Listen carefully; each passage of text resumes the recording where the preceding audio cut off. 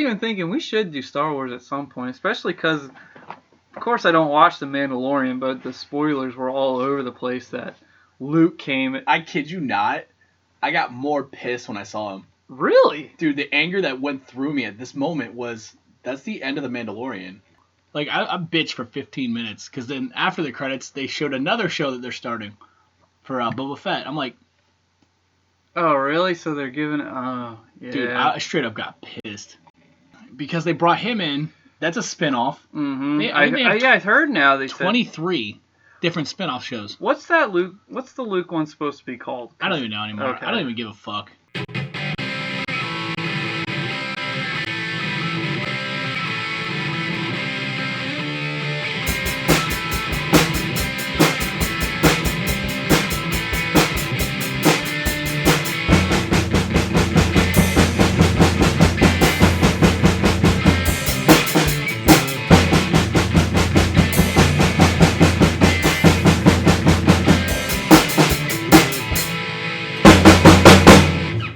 Everybody, welcome back to another episode of Film Asylum. We are your hosts, Colin Peters, John Rochetter.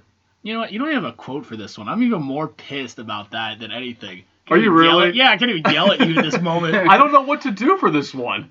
There's really not much we can do. Yeah, this is pretty much a wrap it up year-end. It's like special. The year-end special, beginning of the new season, I guess. Getting ready for a brighter 2021. Don't fucking bring that up. I fucking hate you already now. What are you talking about? We all want 2021 We're to be better. We're gonna get fucked even worse. You know this, right? Knock on wood. Knock on the Loomis table. That was my dick, actually. He's that hard after that Kelly Brook video. I'm gonna bring that up later. Oh, by the way, I am Jeff Manfred. If you guys in case you forgot who this guy was. Our Mad Biggs, yo. The asshole with the bald head. Exactly. He wears that badge with honor. Yeah, he does. But with this episode, we're pretty much honoring... That's kind of weird to say, honoring movies in 2020, because 2020 was a pretty rough year, as everybody knows. Not just for the United States, but for everybody. And also in the Hollywood community and independent films as well. We didn't have much as far as new releases go. New releases came and went as far as streaming services, just to... I guess for them to make money. I really don't know how the streaming services make I think it's all through contracts. So like WB and HBO Max have that giant contract right now where all the movies are getting put on there almost instantly as well as put in theaters. Guaranteed the HBO Max is probably going to get a lot of money off of that just because those movies are brand new. Yeah. And people are going to want to see it. It's a smart decision because there are people that want to go out to the theater and see certain movies that are on that HBO Max list, but there are some people physically incapable of going to the theater, so, well, we don't want to lose on them, and so we want to give you the gift of seeing it in your very own home. So that's awesome. I like that. I like that they did that even when Bill and Ted came out. Yo, that movie still, that one got me there. That one got you? Especially because one of the kids' names is Thea. Exactly. I actually was kind of digging that concept because it was something new to say, hey, if you want to stay at home, let's try it. Because I know a couple years prior, there were some guys, I think Spielberg was one. I know Christopher Nolan was another one. I think Ridley Scott was one where they said they didn't want new releases to be released at home because they were all about the theater experience. Oh, yeah. And I mean, without a doubt, the theater experience is like uncomparable to what you see at home. I know. It's not the same. Did you tear up a little bit there? No, I was going to sneeze. I didn't want to do it at you guys. Oh, I thought you were like... He's getting choked up. I was waiting for the guys, I'm going to confess.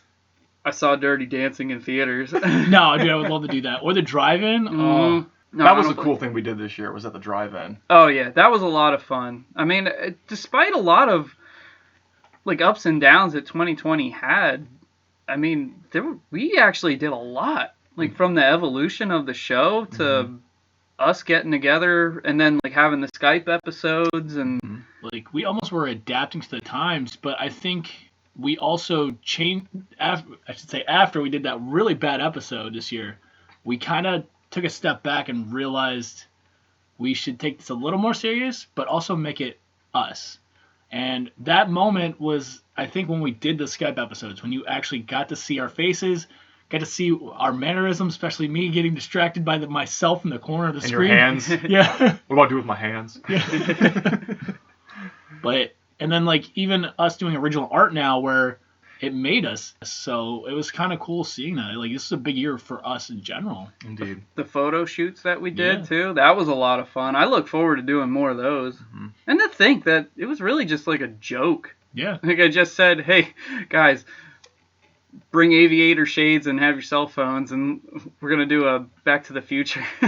Yeah. And we did the horror ones too, with all of us portraying Jason Voorhees, Michael Myers, and Freddy Krueger in that one photo shoot that was really cool. And then we got a drummer. Photo shit. Photo shoot.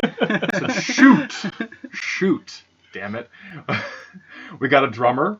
We do. Yeah. We got a shout out to Sandra Williams. Yep. So we did an update on the theme song and a couple other renditions, and we introduced Movie Morgue and Conjugal Visits. Yeah, little spin-off episodes to fill in time if we can't ever get together to do the podcast as a group. Yeah. So that's been a lot. Oh, and we got mics. We can't forget about that. Oh, yeah. That was our biggest thing. For some reason, I kept thinking these were last year. I'm staring at it going, man, was it this year or last year we got these? It was this year. Because before it was just our cell phones. Yeah. Oh my gosh. I felt bad for you. Like editing our cell phone ones were probably horrendous. It was a nightmare, I'm sure. It was tedious, that was for sure. But, I mean, we didn't know. It's actually really amazing how the show's grown. I mean, it's not gone on to, like, unbelievable proportional heights, but it's steadily rising. And, I mean, we can't thank everybody enough for the crazy support that goes on here. So I'm just glad people are enjoying it. Like I said, originally it was us talking movies in my basement. Let's just have fun. Yeah. And I think that's what we came down to. Instead of it being a mechanical thing where we're like throwing facts at your faces all the time, and it like kind of took a little bit of the fun out of it. Now it's more opinion based with facts injected into it. Mm-hmm. And it makes it, like I said, more of us. With a rare critique where you got a professional actor, a filmmaker. Well, that's a professional dick sucker. What are you talking about? Whoa! How dare you talk about Colin like that? Come on, Jeff. Hey, you're the one that makes the sound effects. Oh, Joker. Remember that? No, you're a professional dick sucker. I still stand by that I still like Joker to this day, and you can't fucking change my mind. Joker sucked. You suck. Dude, we have literally a whole episode of how much it sucks. You're like the only... You guys have a moment where you say it sucks. Episode. Yeah, I was going to say, whoa. Listen, that's not my Joker. I'll say Joaquin's performance was fantastic, but that movie sucked.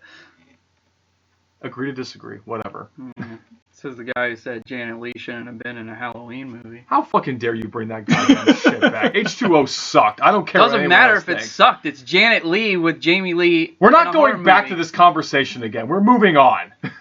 Technically, this is a recap episode. Yeah, I was just gonna say that. Thank you, Jeff. I'm gonna fart in your face and not a microphone this time. You're a fart head. Welcome to Film Asylum. Dude, we never even said that. We got right into it. Let's wait 10 minutes and then finally introduce it. I believe it's 15. Fuck you. What a year, though. I feel like one of my favorite episodes of this year actually was the Nobody Puts Emmy in the Corner. Not because John wasn't in it, but... Bullshit! It's because I wasn't in it. No, it was because like it was one of those things like... him finding out that Dirty Dancing was my like all-time like guilty pleasure favorite movie, and like the look on his face was like, I thought you were fucking kidding. It was like perfect. And like finally like telling people, and I was like, this is awesome. Because that's a classic, man. That's a damn good movie. I mean, I got no problem. I mean, you know me. I'll admit to like the dumbest shit how much I love stuff. Hey, man, which I haven't seen yet, but I will find some time for you. I will see Mannequin. I think you'll enjoy it, actually. Okay. It's fun. We were already thinking ahead, and we got goals to set because there are still some goals that haven't been broken yet that we want to do for 2021 for this channel. And then more guests to bring on. I know we've got one planned for the start of the new year where we can have multiple guests, and I'm thinking that's still going to be in play. All right. Mm-hmm. Which is nice. Oh, yeah, I mean... one of them being an actor that I worked with this year who's awesome. And then, hopefully, I think he's going to be bringing in a friend of ours from the film department, which will be exciting. We haven't seen that guy in 10 years. Oh, heck no. I'm actually looking forward to seeing both those guys again because I Mhm. work with both of them and Yeah. they're awesome. Yeah. I mean, I really welcome them and support them. Same here. Yeah, they're great individuals. That's the other thing I noticed though with the show is that we've like really been very supportive of everybody that we've talked with. Like special guests, we always promote our friend Ben Ruth, who plays Lord Damien McDonovan, and his show Damien's Dreadfuls that you can find on YouTube. When we had Jen Harding come on for Home Alone, we promoted her artwork, and we still do, even on social media and stuff. Because that's what we like. We like being supportive and showing that it's not just about us. It's about helping each other out. I mean, we don't talk politics on the show because they're too cutthroat, and we're just like, meh, we don't believe in that anyway. So, I mean, really what you get with us when we're being supportive is really how we are.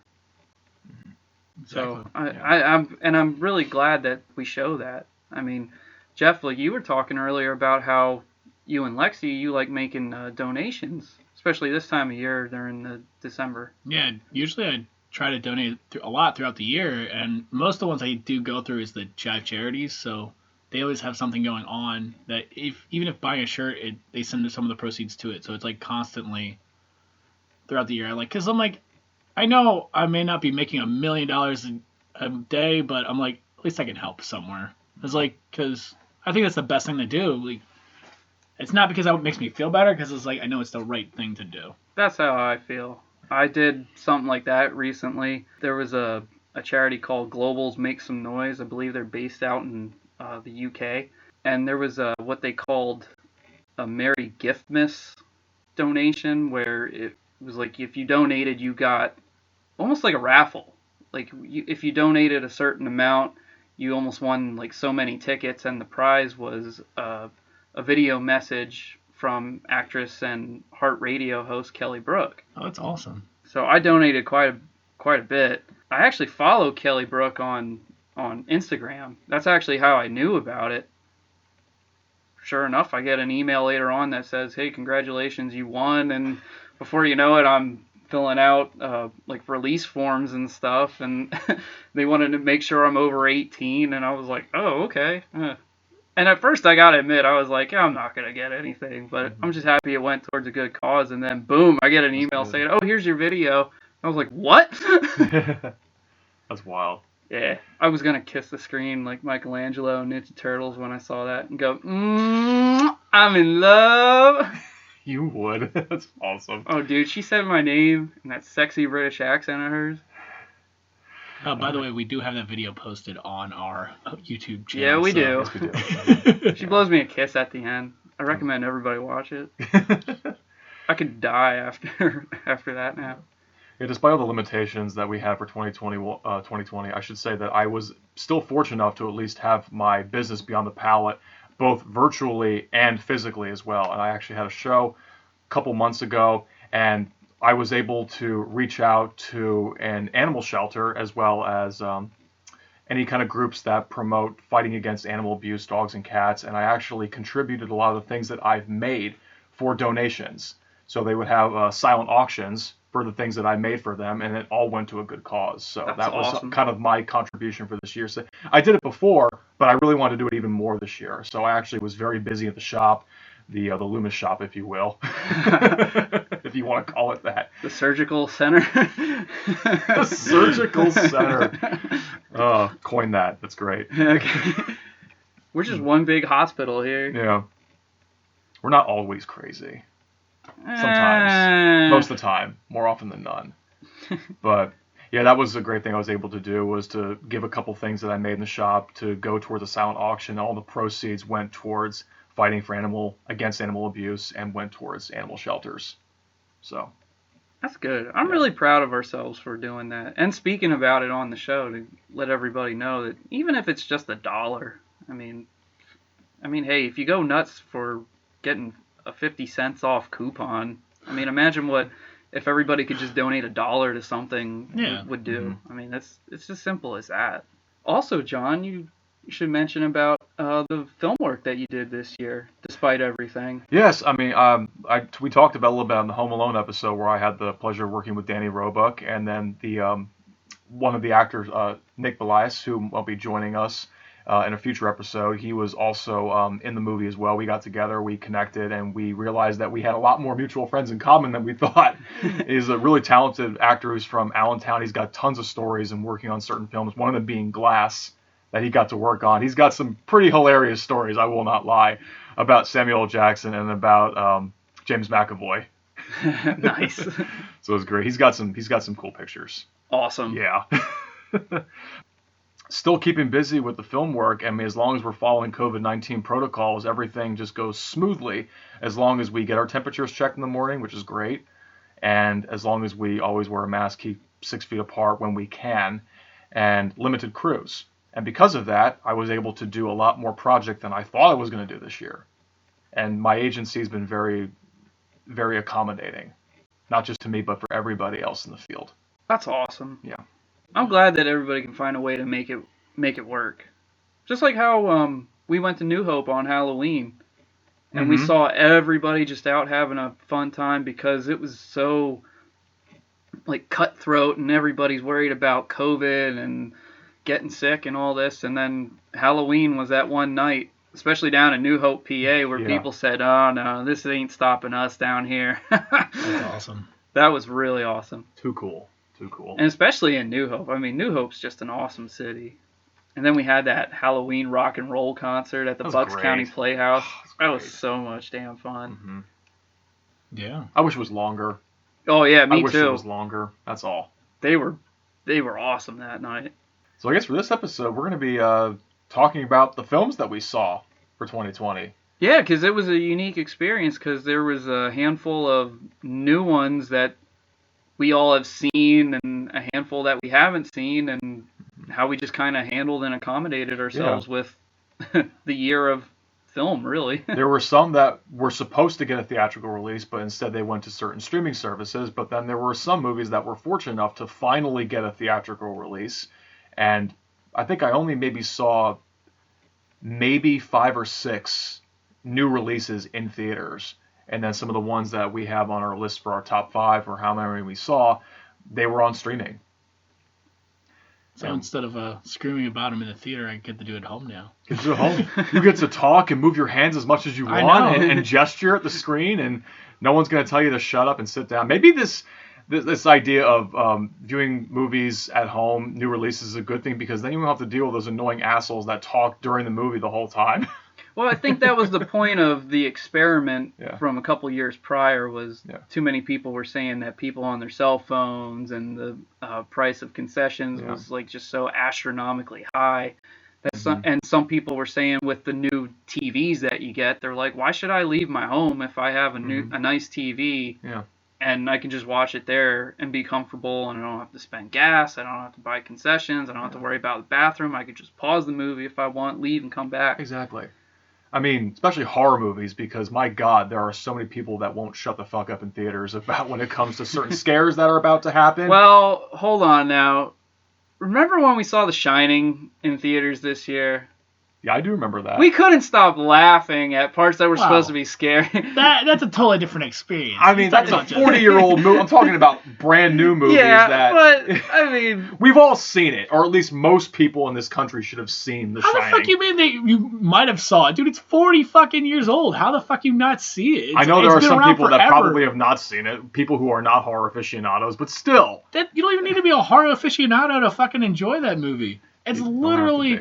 more of a thriller than a horror. Horror. We're going to have this debate now. Horror.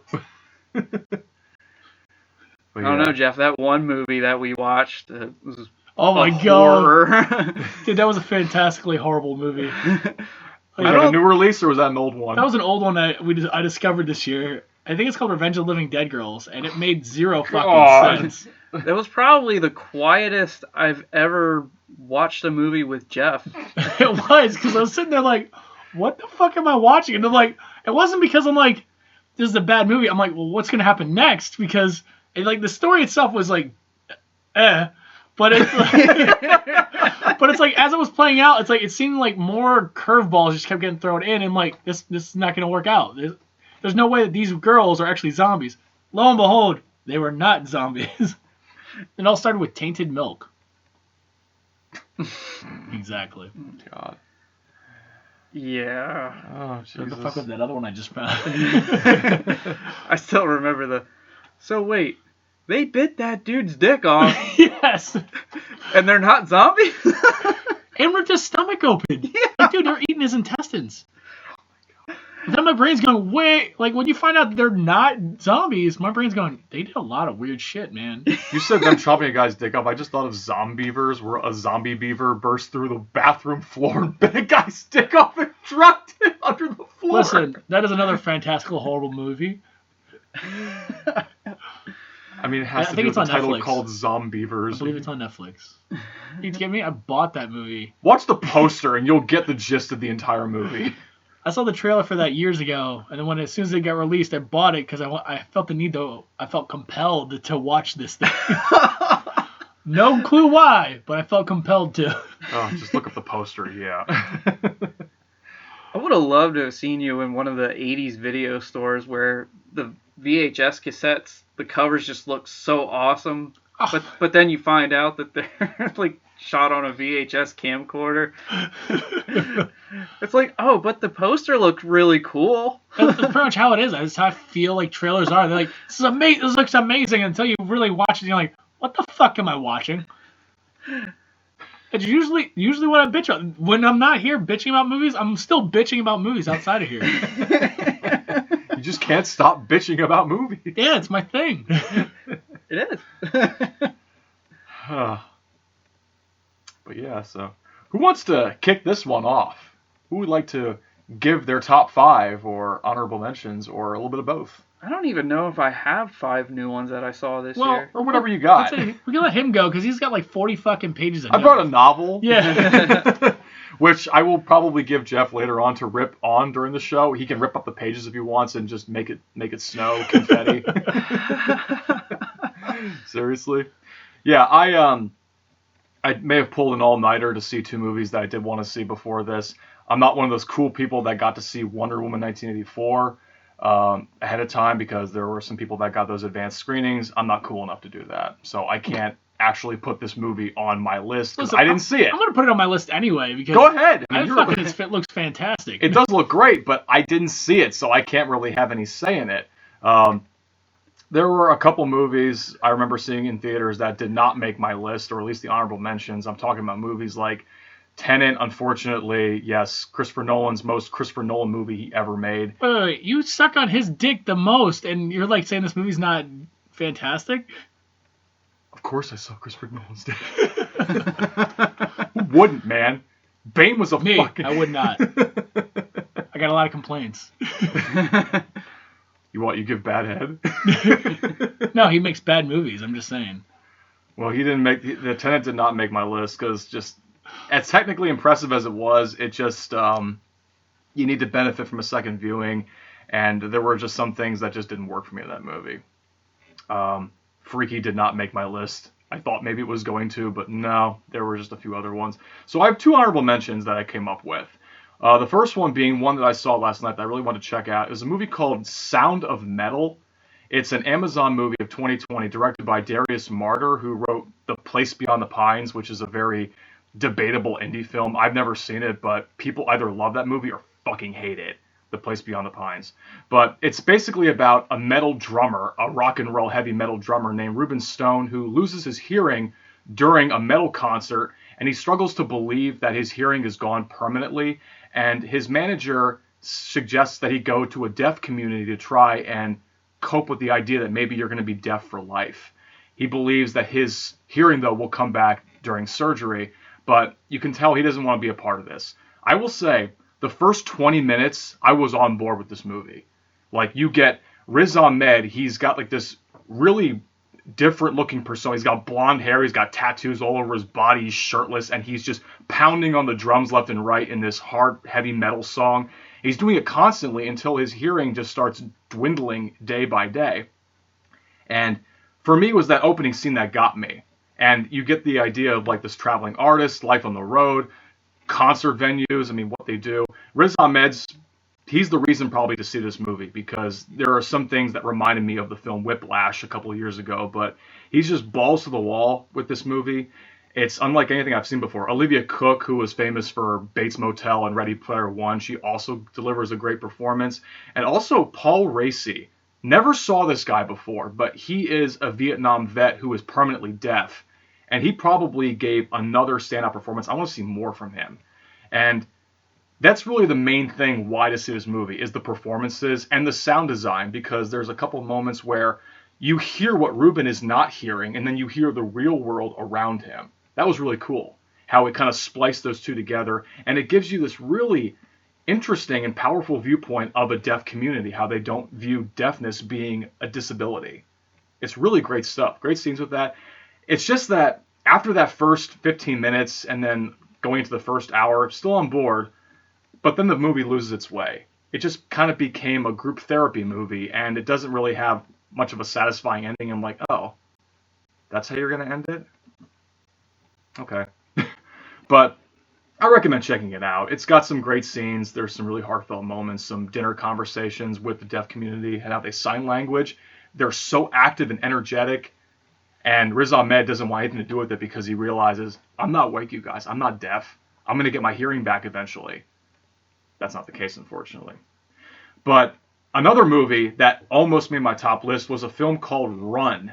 It was a Hulu November 2020 release, directed by Anish Chaganty, who made the film Searching back in 2018. Big surprise. John Cho gives a great performance in that movie. Aesthetically, it was like that horror movie The Den. Have you seen that one? No, I have not. It's basically, the entire movie is a Skype conference, but it's a horror movie. It's basically like Unfriended before it became Unfriended, but there are cell phones and laptops basically telling the entire story. Oh, that's pretty and cool. That's Searching, except it wasn't a horror movie. It was more of a mystery drama. But this is the same guy that made this movie called Run. It was supposed to come out in theaters but went to Hulu, but I'm glad it did, because I was skeptical at first, but had an awesome trailer. Holy shit, it is a damn good movie. A fast-paced thriller that makes the most of its 90-minute runtime.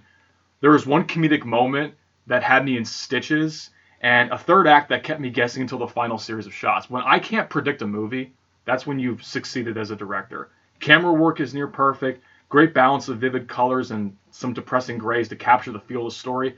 Sarah Paulson, damn, don't mess with her.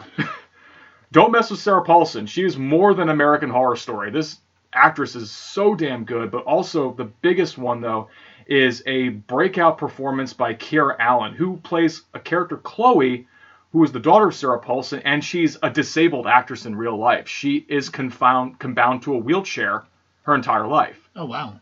Yes, and she can do some movement out in there, but she really is an actress in a wheelchair, and I wish that she would get more work in the future. I hope she does, seriously. She gets by. Her disability is never really a hindrance because she's always joyous and she's always optimistic and she's very smart. It's only when her life becomes threatened, when she realizes her condition is a problem, because she's got to get the fuck away from whatever's trying to kill her. Okay. It's a great watch. It's on Hulu. If you have Hulu, check it out. I really recommend it.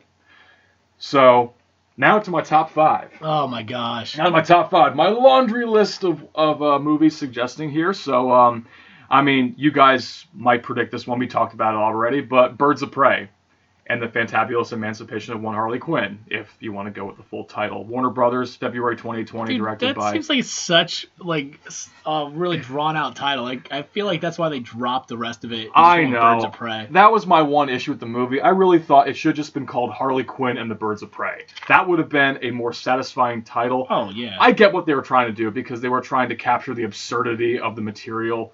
I mean, Harley Quinn is an absurd character, but she's a beloved character, and she knows what she's not crazy, even though the world views her as crazy. Oh, yeah.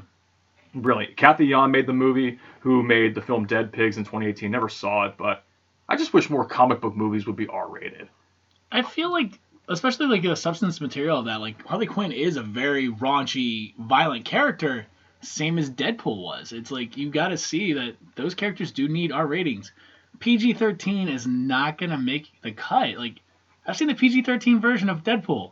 It's funny, but they cut so much out of it. They had to film new stuff to fill the spots. That's ridiculous. I'm sure they made fun of that too. Oh yeah, they did.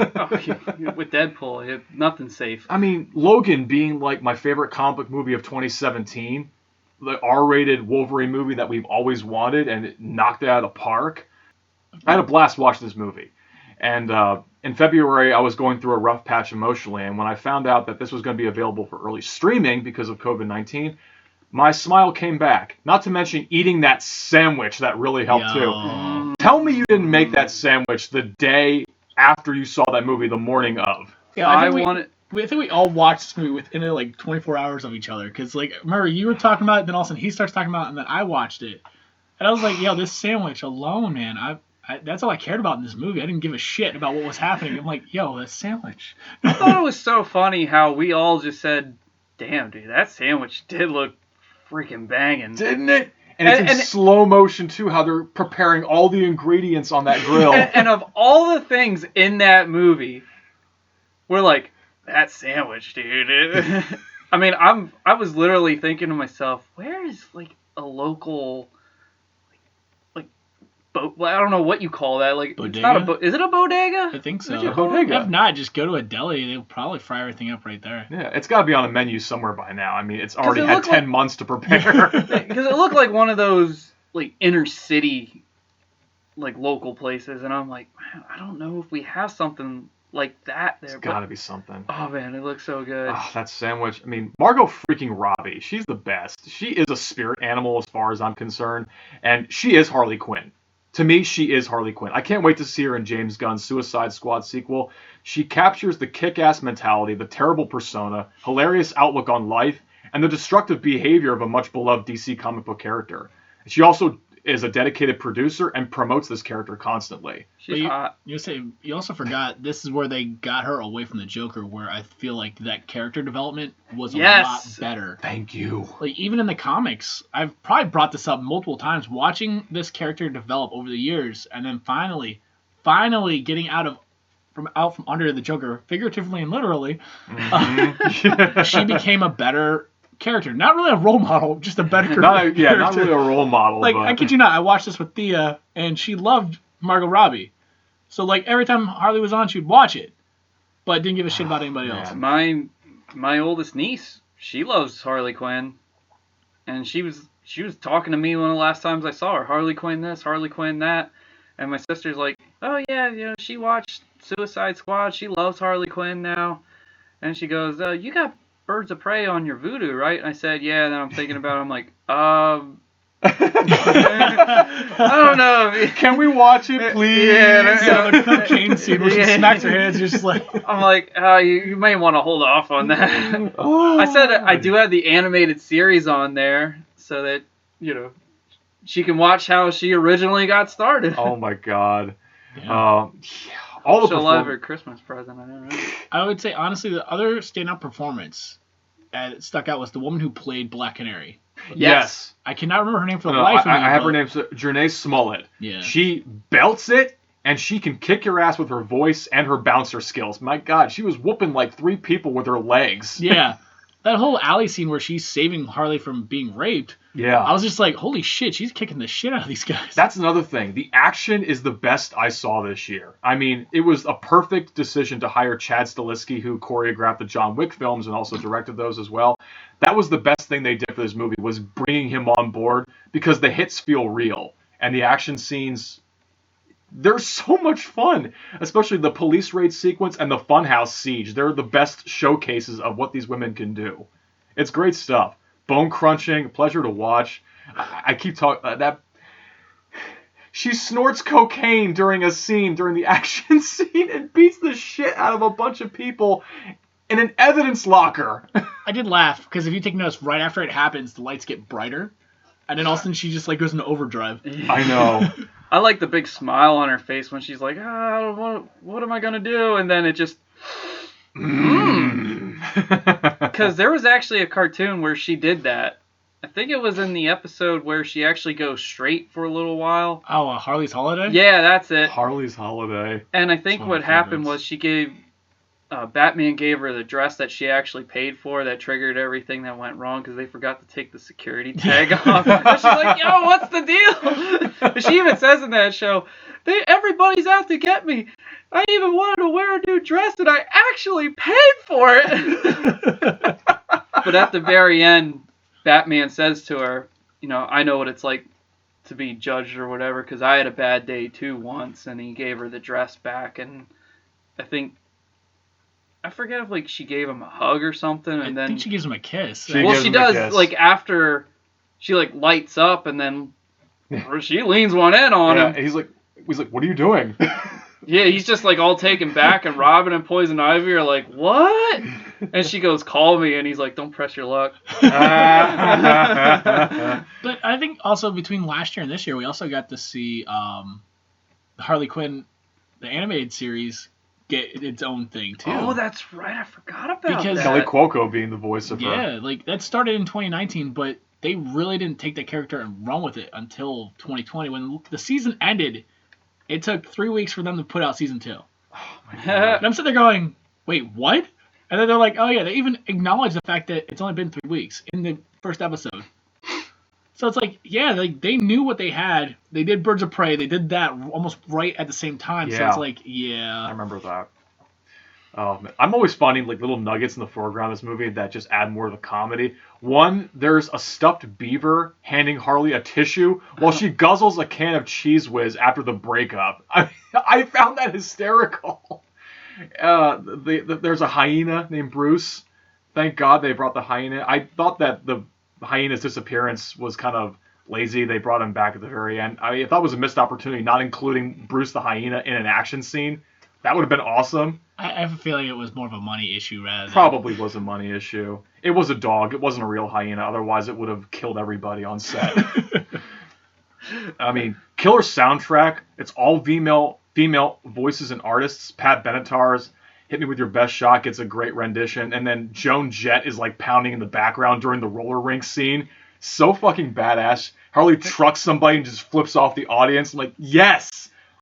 I want more of this, please. It was fun. Birds of Prey was just a fun ride from beginning to end. It really was. Even Ewan McGregor, I really enjoyed his performance in that movie. Yeah. Even though I felt like he wasn't the Black Mask that Black Mask is supposed to be. I wanted the Black Mask more. I wanted him to wear it more often, but he didn't. Well, I don't think he was sinister enough. He was a dick, don't get me wrong. But he was. He wasn't That's what I evil mean. enough. He killed children. Yeah, but he didn't kind of be nice. He kind of smiles and's like, well, yeah, I did that. But yeah. Black Mask really would just be like, kill him now. Yeah. Viciously. A quirky dick. I'd say no empathy at all. Yeah. That's where you have Victor Zsasz, played by Chris Messina, who is a really talented actor. Just that one scene where he's showing off his body scars, pretty traumatizing shit. He get what he deserves, but still. He's got a bright future ahead of him, Chris Messina. I think he's a really talented actor as well. And I do have some small issues with the movie. I'm not going to get into it, though. But it's a fun movie. It was just a damn fun movie. It really was. So that was number 5 for me. Number 4 is... fuck me. Yeah, you're only number 4. I'll go... keep your pants, Jeff. Just relax, I don't know man. If I can on this one. You can't keep it in right now. Wait, you got a page per fucking movie? Page 2. Son of a bitch. Of 40. No, it's not. Breaking out my Murphy. Murphy is the name of my Beretta 92 FS. God. So number 4 for me was The Way Back, which was a Warner Bros. Movie in March of 2020, directed by Gavin O'Connor, who made 2 excellent films, Warrior with Tom Hardy and The Accountant, also with Ben Affleck, which I thought many people didn't see, which they should. Now, while I'm not a basketball fan on TV or just the sport in general, I did play it a couple times. I played it for a few years in middle school. A few leagues outside of high school, I was part of the B team. So I have some appreciation for basketball movies, even if I wasn't the greatest baller up and down the court. I was the jump ball king at one point. Right and you got Frankenstein arms, so... Yeah. So jump ball was my thing. No triple doubles for this guy, so, whatever. What, they're in basketball or with chicks? Oh! I thought there was more solo play right now. But I'll give you assholes that one. But yeah, sports movies are very cliched. Not this one. It takes a different path, and its themes are really heavy, especially when it comes to its depiction of characters and their fall from grace. This is an all-in performance for Ben Affleck. This is probably, I think, top 3 best movie he's ever done. That's top 3 performances in a long career, other than The Town and Batman v Superman for you, Jeff. So, I mean, this felt like a very personal performance because in interviews, he's admitted multiple times that he's battled demons over the years, them being alcohol addiction and divorce. That's exactly what his character goes through. I mean, he's definitely the main reason to check this movie out. There's some really cool basketball sequences. I wish there were more highlights and more character development with the teammates that he coaches, because he gives a very different approach. He used to go to the high school that he's coaching now, and his alcohol, he can't get a grip on it. And that leads to the ending catching me off guard, no pun intended. I don't want to say it's a downer, but it felt realistic and true to what would happen. There's no, oh my God, they won the championship moment. Oh my God, they're gonna go on and be a dynasty, and Ben Affleck has redeemed himself. It's not like that. It just felt like a realistic approach, so it wasn't sappy, which is why I appreciate it. Now, 3, so that was pretty quick. Give me your fucking shit. No, okay, fucking bullshit, fucking. Get the fuck out of here with and this there shit. it goes. Joke's on you. I gave you blank pages. You probably. You dirty fuck. Joke's on you, bitch. Oh. Just wait. Oh, okay. You know, his dragon dagger's hanging up on the wall of it. Do you know how that thing works? Yeah. How does it work? I hit the buttons, it makes noise. So number 3 for me was The Invisible Man. Universal, February 2020, written and directed by Leigh Whannell, who closely worked with James Wan over the years, going back to the first Saw film. And also the low-budget sleeper hit Upgrade in 2018. I really recommend everyone check that movie out. Upgrade was cool. Upgrade was badass. And this guy knows how to... At first, I was like, dude, I'm not going to watch a stupid fucking movie about a cyborg. And, oh, no. And then when I actually checked it out, I was like, all right. I see. Yes, you damn well will better watch a movie about a goddamn cyborg with a low budget. I think it was made for $1 million. You call that low budget? Shit. Yes, I call that low budget in today's market, that's for sure. For me, watching The Invisible Man, it felt so great to see a horror movie with a small budget and have a director who actually knows how to work with a small budget. Have a smart script, minimal CGI, if any, and do something fresh with the material given. Give this man full control of the monster verse, whatever you want to call it, for Universal. I think that's what they're going to do.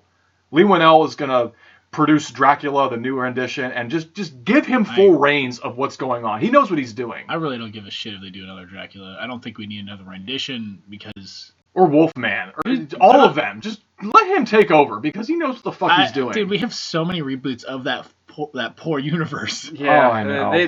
That poor universe has been raped so many times. Well, it took one movie to sabotage the whole thing. The Mummy in 2017 with Tom Cruise. Listen, whoa. Well, they tried with the Wolfman and what was that? 2010. Anthony Hopkins and Benicio del Toro. That one came out really well, but yeah, I actually enjoyed that compared to like what a lot of other people. I really thought. wish they didn't do that much CGI. I really wish it was really noticeable. Well, some of the makeup was good though, but not the CGI. Well, you got to think about it. At the time, that's how big the CGI was and everything. Like, it wasn't more until recently they decided to start going back to practical because everyone can tell the fucking difference. Oh yeah, you were right. You're absolutely right about that. Because I noticed that in the Marvel movies, they were kind of on that cusp, and you can see it in those, like in the very first Iron Man. You can tell what's CGI, but then it started going away, and they were mixing this practical, like some armor, some CGI. Yeah. And I think the prequel to the Thing is where they actually started doing that again because they used practical. Like body work, but like tentacles and stuff, they actually were CGI because they needed that real effect rather than, oh, look, watch that ball move. Yeah. And that's how it should be. You know, you should have real practical effects and then use CGI if you have to. I mean, I've heard it so many times and I've said it myself, and I think it was Rob Zombie who said it, that so many people use it, how was it, like, as a crutch? As a crutch instead of a Band-Aid or like that's a good supplement. Way to put it. Instead of a Band-Aid. Yeah. I mean, it's like, it's like don't put don't put a Band-Aid on where stitches should be. Right. Is pretty much what it is. Like, use it for a blending option, not a, hey. An overall, hey, here it is. I know. Biggest complaint about the prequel Star Wars series, biggest complaint, is all CGI. The first one I know had more practical effects than the other 2 installments. It just got out of hand. But I don't want to get into that. You're having me go down a dark path I don't want to go down to. I want to talk about The Invisible Man and how good that movie was and how shitty the prequels were. I don't want to even touch those movies right now. Good God. Yeah, $7 million to make this damn movie, and it looks far more expensive than it actually was. So major props. Just a fresh, intelligent take on the H.G. Wells novel, fit for the modern era. It was smart what they did with this movie. Elizabeth Moss, if she wasn't a star already, she sure damn well is now. I mean, it relies on her character, Cecilia, trying to convince everyone around her that her deceased boyfriend, Adrian, played very well by Oliver Jackson Cohen from Haunting of Hill House fame, is invisible, and he's still after her. She nails it. I mean, you understand, you feel for her plight and her struggle to maintain a level of sanity. Everybody's really great in this movie, and the script was actually really funny as well. Leigh Whannell is really, he's on another level now. He's really doing very well for himself. I like how he used some of the techniques that he developed from James Wan and applies it to his own filmmaking, and he made The Invisible Man scary instead of campy, which is what this movie could have easily been. I know I really love the original Invisible Man in the 1940 with version with Claude Rains. Oh, dude, that's great what they did back then. When he's unwrapping himself and doing that maniacal laugh, he's like, it's like, awesome. Yeah. That's like the best scene in that movie. No, that original Invisible Man with Claude Rains is fantastic. It's groundbreaking what they did. I remember watching that the first time and I said, I can't believe they pulled this off so well at this time. Mm-hmm. That was incredible. And I think that's still a great movie to watch. Absolutely. It really is. And there were some sequences, especially in the hospital scenes at the very end, that reminded me of Predator on how they set up the Invisible Man and how he stalks his prey and takes people out. It's like watching The Predator, John McTiernan's movie. It's really fucking awesome. How they use the optical suit. The optical suit, yeah. I really enjoyed that. You guys literally just gave out a giant spoiler without even fucking thinking about it. Sorry. Like, I know that, like, a lot of people should have watched I didn't give away the biggest spoiler, which I'm not going to touch. So, okay, yes. It's a modern version. He doesn't use chemicals or a potion. Yeah. Hey, we'll go. We already said it, so I'm not I gonna was move just like on in shock. I was like, "Holy shit! You guys gave like a good plot point." Maybe they're gonna just maybe our listeners won't even get that far. I don't know. Maybe they will. Maybe they will. I don't know. But I'm not gonna give away the biggest spoiler. I don't want to even touch that because this is a movie that's worth seeing. There's one death scene that had my jaw hit the ground. However, afterwards, I kept thinking about saying, "You're telling me there were no witnesses around a sea of witnesses and no security cameras picked up any kind of anomalies?" That really? I'm not going to go into that, but yeah, there's not many other issues. There were some traveling sequences that could have been cleaned up a little bit, but yeah. Blumhouse, you're not out of the muck yet. Whannell and David Gordon Green can't do everything. Stop releasing all these awful efforts like the terrible Craft reboot/remake that made me sick to my stomach. I love the original so much. And Fantasy Island. Stop giving Jeff Wadlow money. Just stop, okay? Hopefully you've learned your lesson after Fantasy Island. That's all I'm gonna say. Listen, I totally forgot that Craft came out until you said that. I like pushed that movie out of my brain. Yeah, that's why I said Blumhouse, you're not out of the muck yet. You've made some good movies, but you've made some shit bombs recently. Yeah, that Fantasy Island movie looks so bad, too. Wait, did you watch that piece of shit? Unfortunately, yes. You know, you can go sit in the corner. It's not I wanted to watch to see how truly bad it was, and it was. It's not the worst movie I saw in 2020. It's not the worst movie. But anyway, Yeah. Yeah. You know what? I'll let you go to the next. You're gonna let me go? You're gonna hold it together? Here, would you like to tear up some more pages? No, I'm Jeff? good right now. No, you're good. Maybe later. I've got 40 more. So number 2, Jeff, you may have seen this movie. I don't know yet, but number 2, this is a movie that also came out in November 2020. This was a Shudder release called The Dark and the Wicked. This is a movie that was written and directed by Brian Bertino, director of The Strangers in 2008, and the 2016 indie horror film The Monster, which is a highly underrated watch because it gives you a physical monster as well as the monsters that live inside ourselves. What's this called? The Monster? The Monster. Okay. Yes. It's a really simple story, 90 minutes long, but the main focus is about an alcoholic mother who's acting like the child in the relationship, and the 12-year-old daughter has to be the adult. Oh, that it's sounds a really familiar, huh, Joe? interesting character switch, but they have to come together because there is a real monster. There is a real monster in the movie, and when you see it, it's pretty terrifying. So, Brian Bertino, I knew this guy had talent, but the monster was a good introduction to him getting better on character development, and this movie, The Dark and the Wicked, took his entire skill level to another direction. I actually reached out to him on Twitter saying how much I really love the movie, and he commented back, and so that made my day. So it's really awesome. This is easily the scariest film of 2020. Easily.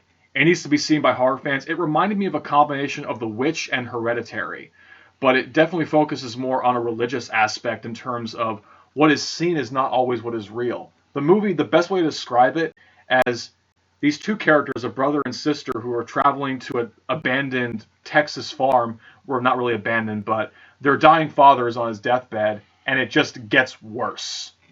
That's all I'm going to really say about this movie, because it felt like you were watching a living nightmare. There were things that were happening that weren't real, or wasn't real. So it is a slow burn. I'm going to just get that out right now. I know some horror fans are not fans of slow burns, but this is a creepy-ass slow burn. There are some great things about this movie. Marin Ireland and Michael Abbott Jr., they play the brother and sister. They do really well. There's great performances all over. But there's another supporting performance from Xander Berkeley as the priest, who's mostly known for his character Gregory from The Walking Dead. But he is creepy as all hell in this movie. And even in his brief performances, good stuff. It builds the scares very well on good sound design and camera work. A lot of dark implications, as I said, mostly religious, but the film is bombarded with creepy imagery and moments in which, like I said, things are not always what they're real. My only issue is that I felt the ending was too abrupt. I felt the story could have continued for like another 10 minutes long. Like, get off my fucking pages, man. I'm still going. I can tell. Damn, dude. Does raise a few questions at the very end, but that's up for you as horror fans to discuss what you just saw. But if you're a horror fan, if you have access to Shudder, you can also view it on Vudu as well if you want to rent it. It's worth a rent. As I said, scariest movie of 2020. Access easily. To Shudder. I got access to you to shut up. What movie are we on, dude? I fell asleep back there. You fell asleep back there? Am I getting to you? Am I getting to you? Am I getting to you? Okay. Okay, so you may get this, but my number one movie of 2020. Wait, I thought we were just on 3. What did? That's not a movie. It's a play that they decided to, I don't care. This was the best movie that I saw in 2020, and there's a lot of reasons for it. I believe the word you're looking for is live performance. It's a film version of a stage musical, okay? I'm going to get into the why. Theaters are struggling. I've seen a lot of theaters that are shut down because of COVID-19. I miss the theater so goddamn much. And guess what? I didn't have hundreds of dollars to go check out Hamilton for myself. So this movie felt like it was a gift to everybody. You get to see a front row center stage seat of Hamilton. It's tremendous. It is definitely worth all the hype. I'm so glad that I got a chance to finally hear the music and see the movie for myself, because it realized it made me miss theater more than anything. This cool rendition of the $10 Founding Father Without a Father. I mean, Lin-Manuel Miranda, tremendous talent.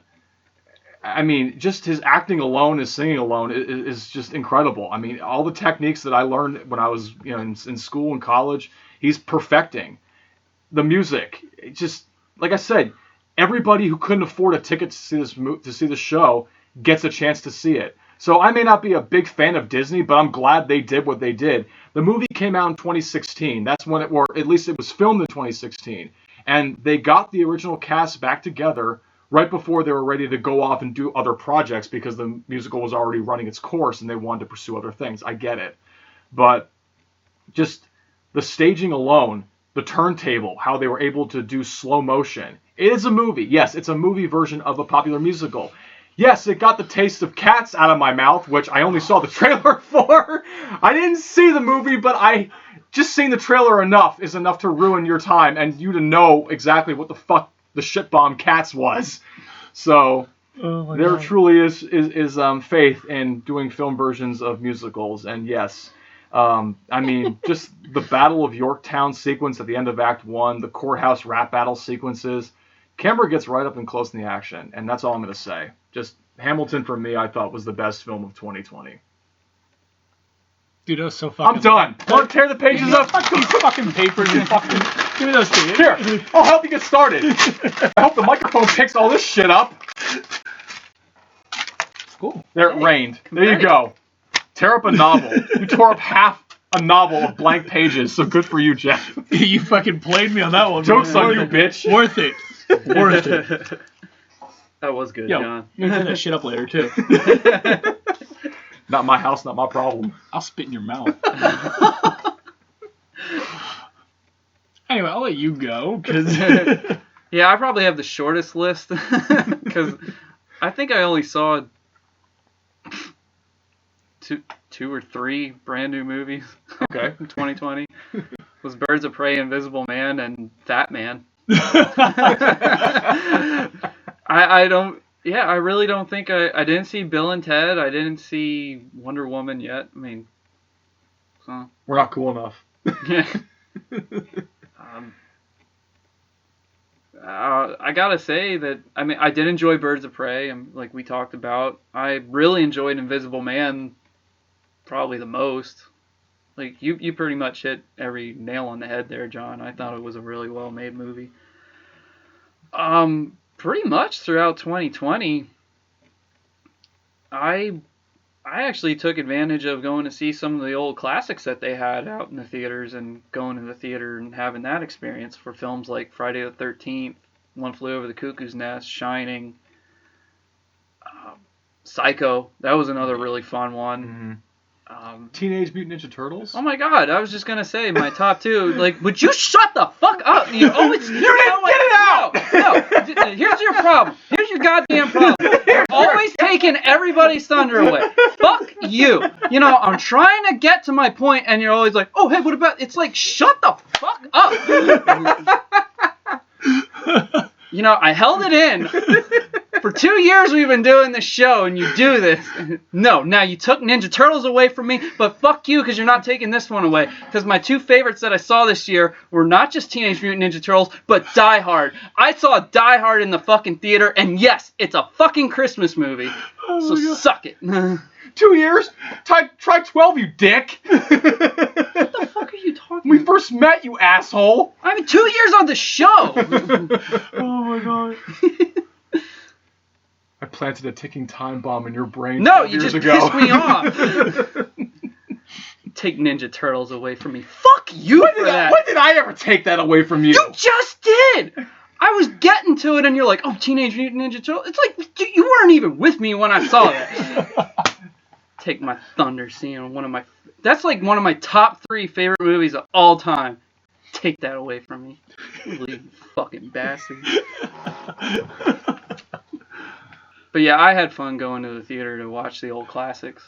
That was the highlight of 2020 for me. As far as movies go. Yeah, by the way, because of you, I had to watch the fucking Fog remake. Yeah, fuck you too for that. I fucking forgot. Whose suggestion was it to do the Fog remake? It was you! I'm pretty sure you're the one like, I want to hear you bitch and complain about this movie. So you planted that in my brain, you fuckstick. God damn it.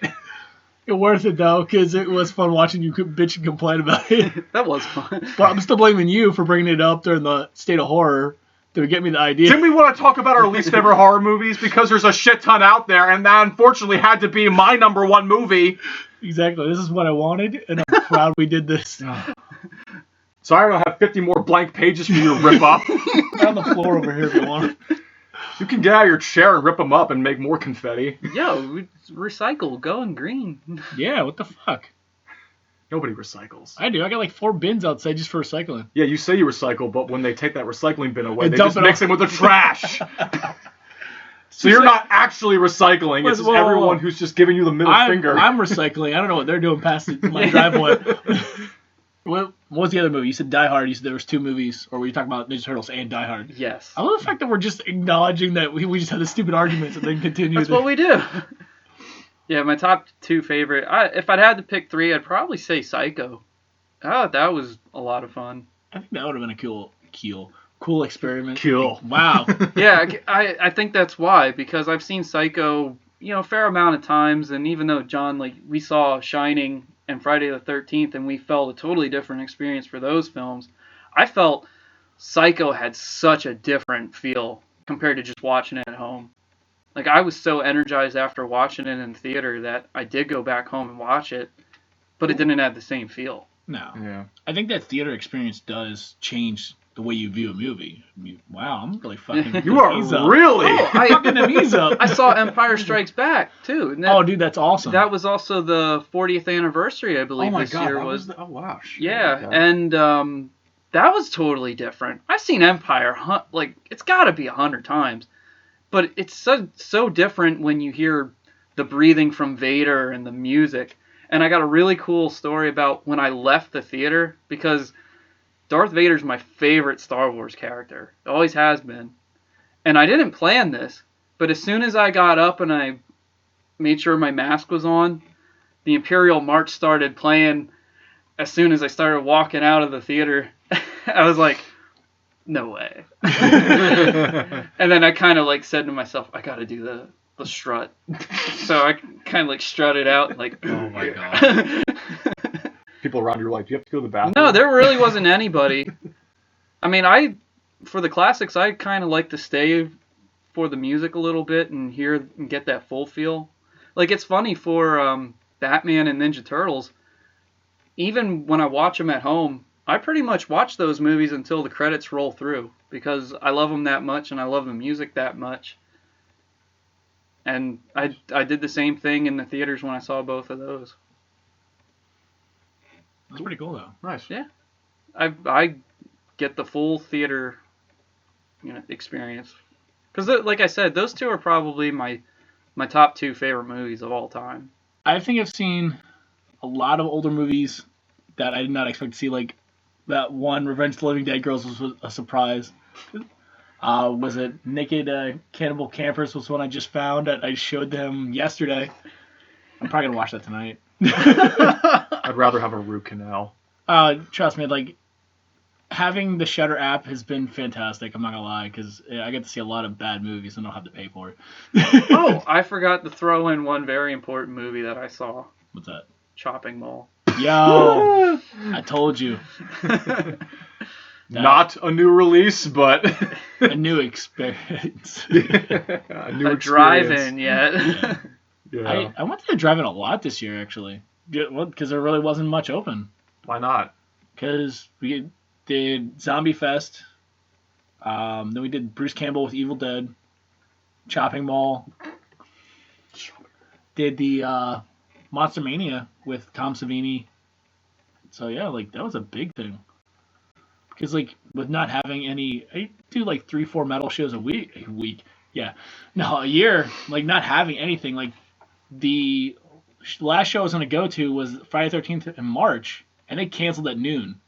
So it was like, from that point on, there was nothing. And then recently, in November and December, a lot of bands have started doing those live streams. And it kind of takes the itch away, but not enough to go, yeah, this will replace it. Absolutely not. Yeah, it's something. I mean, it's like seeing Alice Cooper. You watch the DVD and you go, "Oh man, that's so cool," and I want to see him live now after watching this. And when you see him live, it's just like, "Oh my God, he puts on give me a show. more, give me He really more." does. Yeah. Because, like, I mentioned in the last episode about August Burns Red doing their Christmas show, which was kind of fun. They did 3 Christmas songs, which is always Carol the Bells, which is always fantastic. And then most of their new album, Guardians, which I thought was a fantastic choice. And they sprinkled a little bit of older songs in there. Like, all they always end up on is Whitewashed. The riff alone, and just kind of makes it. But the whole setup was, like, just Christmas trees aligned either side of the stage. They got, like, presents, snow, everything. Like, they went all out, and I was, like, surprised. Because I'm like, it's a stream. Like, I don't expect much, but Yeah, they put on a full stage show. That's I good. actually sent you guys a couple of videos because I couldn't help myself. You did. Yeah, That's pretty awesome. it was really wild. I was like, wow, that's really cool, actually. Yeah, like I said, I don't expect a full stage setup, lights, everything. I just expected like, oh, yeah, we're gonna come out and play like it's the garage. But they went all out. But I think I've seen more kids movies this year than I have in the past. For obvious reasons. My daughter's actually turning 2 in about 20 days. 20 days? Yeah, and so she's like starting to understand what's on the screen. So I stopped watching horror movies with her because of that. And funny thing is, watching what I'm saying around her, I'm surprised I didn't get yelled at because she says "oh shit" now, which is funny, and it's not my fault. But we were getting Christmas presents last week from CVS. We're in line, and all she says is "aw shit." And I'm like, I look at her, and go, no. Uh-oh. She looks at me again, says it again. I'm like, are you serious? I'm like, not right now. As the days go on, it's going to be more, aw, shit.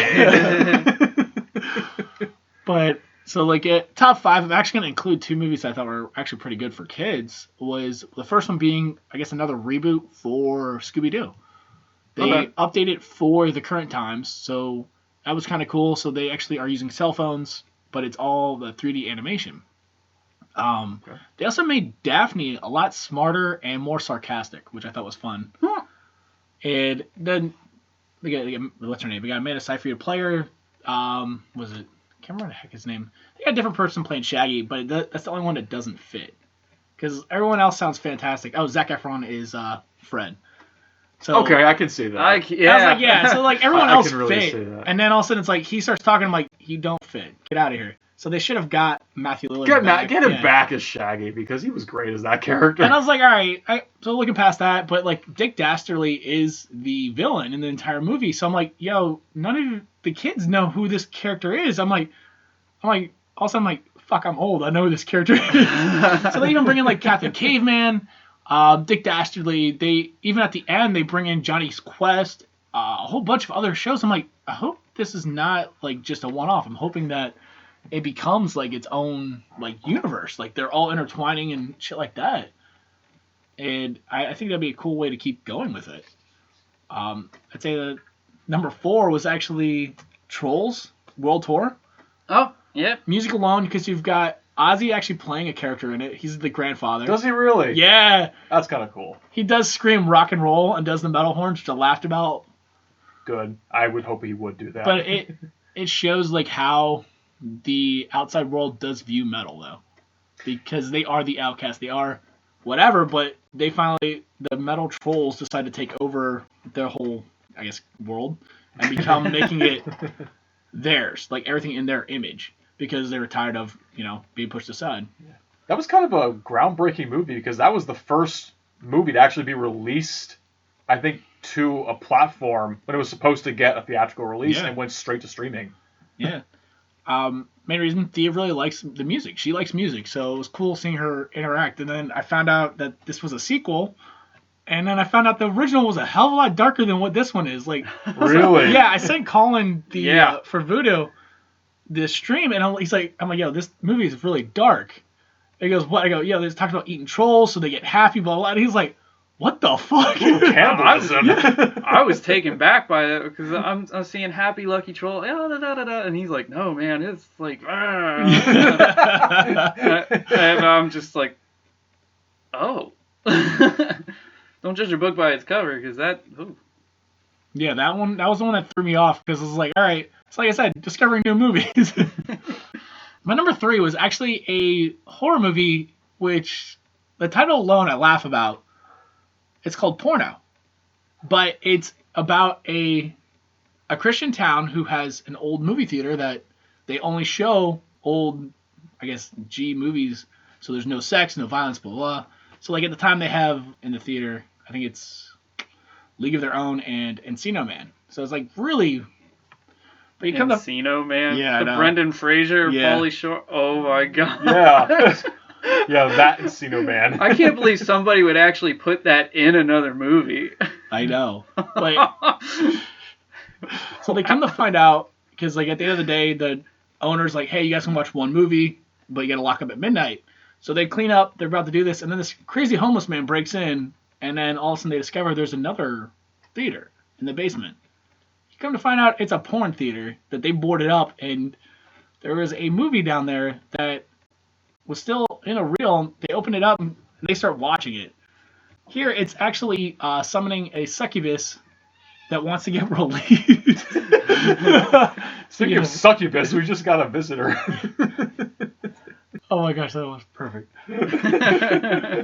So she gets released and wants to obviously continue being out of this movie. Dude, it was the most ridiculous thing I've ever seen. Like, I forgot my windows along my wall in my living room were open. So there's nudity left and right. And I'm like, oh fuck. And then there's straight up like dick ripping off. And like another sequence, I'm like, yo, this is like, I'm like, oh my god, the neighbors already know I'm a fucking weirdo. But it was actually a lot better than I expected. Like I said, it's my number 3 right now. Have they seen your straitjacket? No, they haven't yet.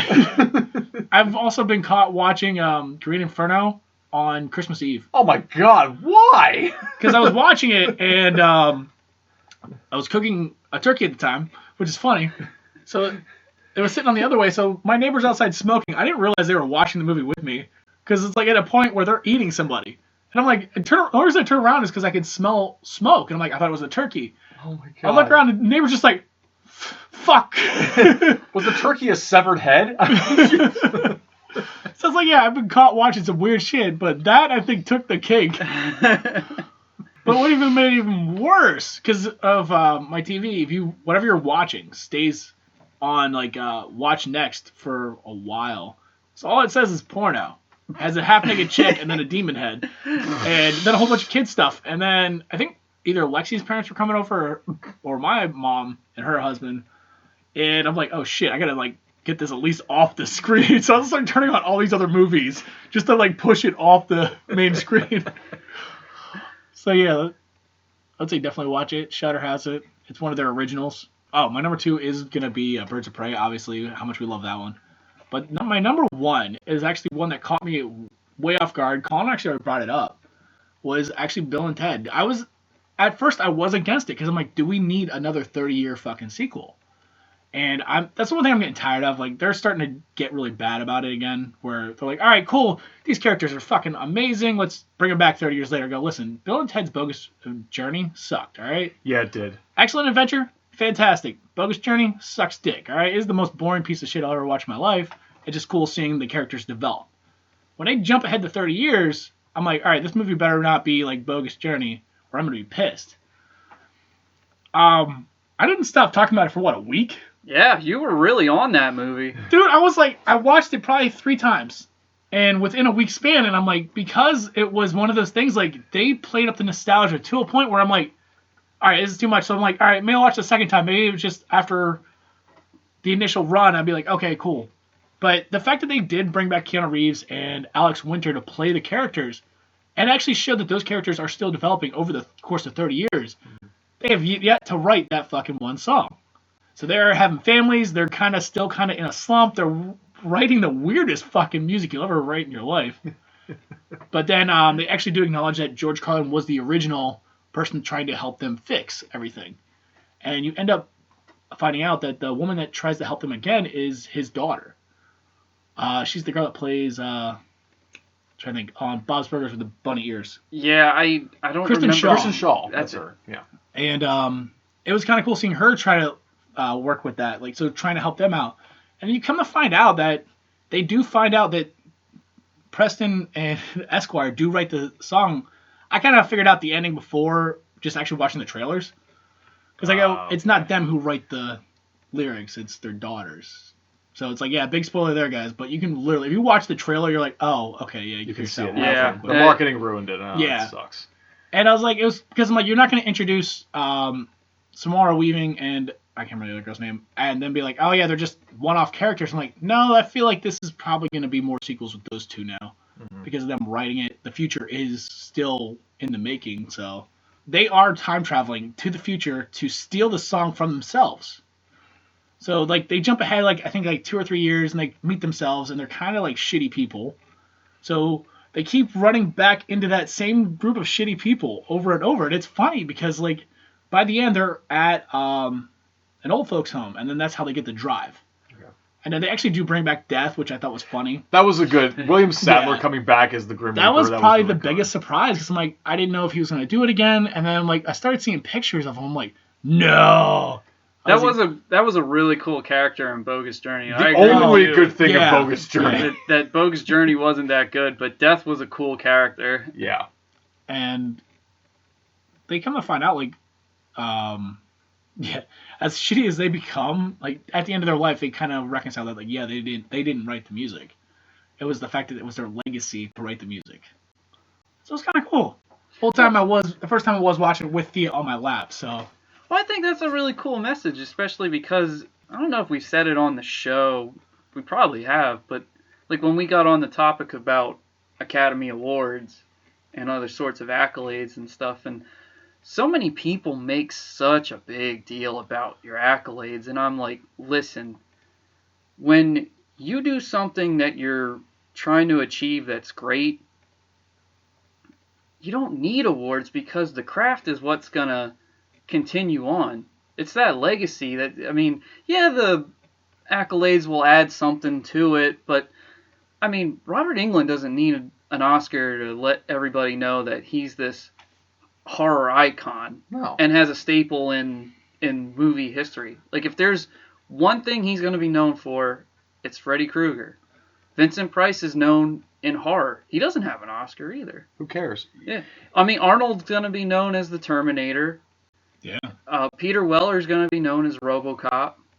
And those guys, as those characters and those movies, are going to live on forever. Mm-hmm. Look at Humphrey Bogart in Casablanca. I mean, he did win an Oscar, and I know he did get nominated for one in Casablanca, but he didn't get one for that movie. As you're talking about actors that played multiple legacy characters, if you look at Stallone, he's got multiples, but I think the one that sticks out the most is always going to be Rocky. Like, as much as he is John Rambo, Rocky's that one that kind of, I felt, was the one that pushed him out there more. It's definitely Rocky for me, for him. Yeah, I mean, sure. I see him as that character, and I heard him say that he's talked about Rocky was essentially him anyway. Yeah. Yeah. Just think, not only did he start Rocky, that he wrote it, starred in it, and he directed the sequels then after that, besides the fifth one then. John Avildsen, who did the first one, he came back and did 5. He did 5? Okay. Yeah. Oh, wow. Oh, and, Jesus. Yeah. I don't think I've ever watched 5, I'm not going to lie.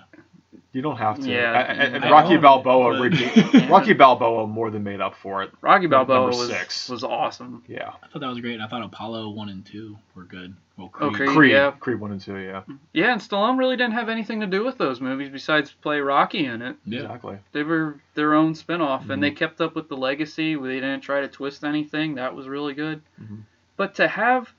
And to realize, like, how iconic Rambo and Rocky are as characters, that they are 2 franchises that Stallone was in. Oh my God. Not everybody gets that. No. Best advice that I got in college, and this is true, that I'm going to live up this day. If anybody out there is an actor or aspiring actor, if you're in this business to win an award, you are in the wrong business. I'm going to tell you that right now. You do not get to be a part of this business just to try and win awards. Just get out of it then. If that's your goal, then you're not going to do it. I'm sorry, but maybe you will. Good for you, but you do not get in this business to win awards. Yeah, if you're out there trying to achieve... Like, I feel like somebody like Daniel Day-Lewis, he's just out there to try to get as many Oscars as he can, and I'm like, dude, that's what I can't stand. I mean, I just get that vibe, like, he's an asshole. Like, he does that method acting stuff, and hey, maybe it does actually work. I'm more impressed by someone like Jack Nicholson who can just turn it off and turn it on. Heath Ledger, I think, was the same way. I think they said he could just turn it off and on. Mm-hmm. And I remember hearing a really cool story about Heath when he got nominated for Brokeback Mountain. he actually said he didn't want to win the Oscar from an interview Really? that I heard. I don't know how true it is because obviously I wasn't there, but hearing other stories about him and his personality, I could see that as like he had anxiety a lot of times from what I heard, and he didn't like feeling a lot of pressure. And I think if he would have won that, he would have felt a lot of pressure for the next thing. But that was another guy who just he did specific movies, kind of like early on when Johnny Depp was doing movies, that he didn't just jump on the, hey, here's $1 million to do a movie, let's just sign on and it's a piece of shit. It was, no, I want to do this. You know, and you take a break and you find something else that you say, yeah, that's what I want to do. I have more respect for actors, even filmmakers that do that. Because I've seen crap that Scorsese, you know, comes out with, and I'm just like, what? And De Niro, you know, they just crank out movies because it's like, it's their job. Yeah. And I get it, yeah, it is a job, but exactly, John. They just rub one out and say, see you later, and, you know, and now somebody like De Niro's crying about how he's only making $7 million during 2020, and I'm like, yeah, you got a net worth of $400 million. You're not working, and you're still getting $7.5 million, and you're fucking crying about it. It's like, fuck off, man. Makes me more proud to be a Pacino fan. Can't go wrong with Pacino. You just can't. But I respect even Tarantino. He makes what he wants, and he doesn't do a movie every year. He says, this is what I want to make. And he does it well. Like, he really doesn't have a bad movie. He's got some that are okay. I can't really say they're horrible. The weakest one for me was probably Death Proof. Yeah. Yeah. As much as I love Kurt Russell as the stuntman in that movie, there's some really good stunt work. It just felt like he was just recycling a lot of familiar stuff from Pulp Fiction and from Reservoir Dogs. That's what it felt to me. Yeah, I mean, I didn't really care for Hateful Eight a whole lot, but it was okay. It wasn't terrible. I kid you not, Hateful Eight for me is always just gonna be the one-liners. Like, as fucked up as it sounds, when he's like talking to his bounty, he's like, when I politely elbow you in the face, it means shut the fuck up. I'm like, I laughed at it probably more than I should have, because like it's something you normally don't say to somebody. Yeah. And that's Tarantino dialogue. Mm-hmm. And that's what I respect about filmmakers, that they just don't do it for the money. They do it because they want to make a product, and they want to make something good. Yeah. Because that's what it's about. It's about making something good. I mean, people don't realize that it's really draining, actually, to make a movie. Especially when you're one of the guys in charge. To put up the schedule, to make sure people show up. Make sure you have all the lights, the proper lights, the equipment that you need. Sometimes an accident might happen where you have to rearrange something. Maybe a script change will happen that might jeopardize the vision. Sometimes it might even be better. You know, that can take a toll when you got things all planned out, and then say somebody says, well, hey, by 8 o'clock I'm out of here, and you got a problem on set, and they're just like, nope, I'm going by. And also there's union labor laws, so of course I get it.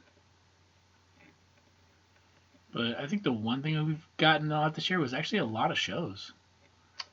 Because, like, I think we were talking about it earlier about, you said Jon Favreau, which made me think of Mandalorian, and the fact that that whole thing has gotten really big. I want to say whoever thought about remaking The Stand right now during this pandemic should get paid double.